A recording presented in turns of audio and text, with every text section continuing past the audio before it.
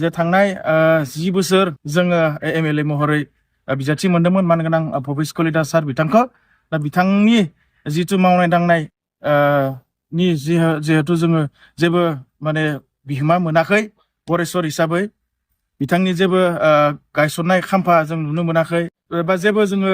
माने डेभेलपमेन्टनि खामानि नुनो मोनाखै थांनाय 10 बोसोराव जेरैबायदि जोङो भक्त भुगिनांदो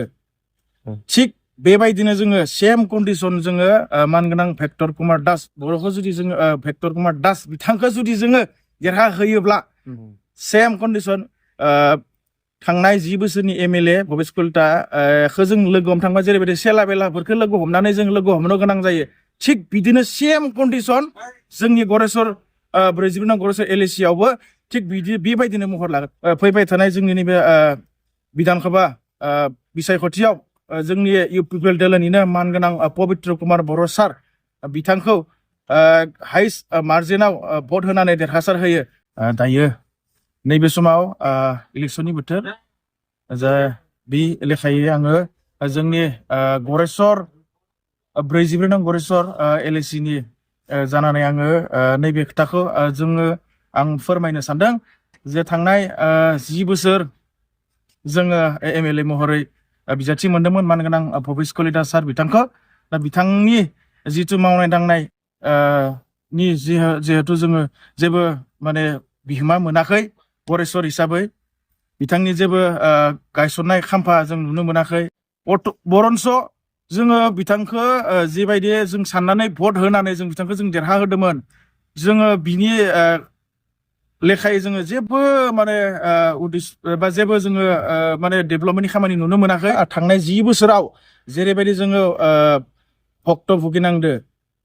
थिग बेबायदिनो जोङो सेम कन्डिशन जोङो मानगोनां भेक्टर कुमार दास बर'खौ जुदि जोङो भेक्टर कुमार दास बिथांखौ जुदि जोङो देरहा होयोब्ला सेम कन्डिशन थांनाय 10 बोसोरनि एमएलए भबेस कलिताखौ जों लोगो हमनो थांबा जेरैबायदि सेला बेलाफोरखौ लोगो हमनानै जों लोगो हमनो गोनां जायो थिग बिदिनो सेम कन्डिशन जोंनि गरेस्वर 44 नं गरेस्वर एलएसि आवबो थिग बेबायदिनो महर लागोन ओंखायनो नैबे समाव आङो नैबे मिडियानि गेजेरजों आं नोंथांमोनखौ खावलायनो सानदों आङो 44 नं गरेस्वर एलएसिनि जानानै फैबाय थानाय जोंनि नैबे बिधानसभा बिसायख'थियाव जोंनि इउपिपिएल दोलोनिनो मानगोनां पबित्र कुमार बर' सार बिथांखौ हाइस्ट मार्जिनाव भट होनानै देरहासार होयो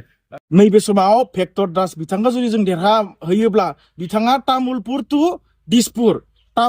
टु तामुलपुर जोंनि गरेस्वर समस्थिजों खुनु माने लोब्बा थानाय नङा ओंखायनो बिथांखौ माने ओरैबायदि माने जोंनो गरेस्वर समस्थियाव दैथायहरदो जेन माने गरेस्वर समस्थियाव जेबो जाय लिडारानो गैला बिजेपि दोलोनिफ्राय बिथांखौ माने ओरैबायदि सालानि मास माने सालानि ना महरै जोंनो दैथायहरदो ओंखायनो जोङो गरेस्वर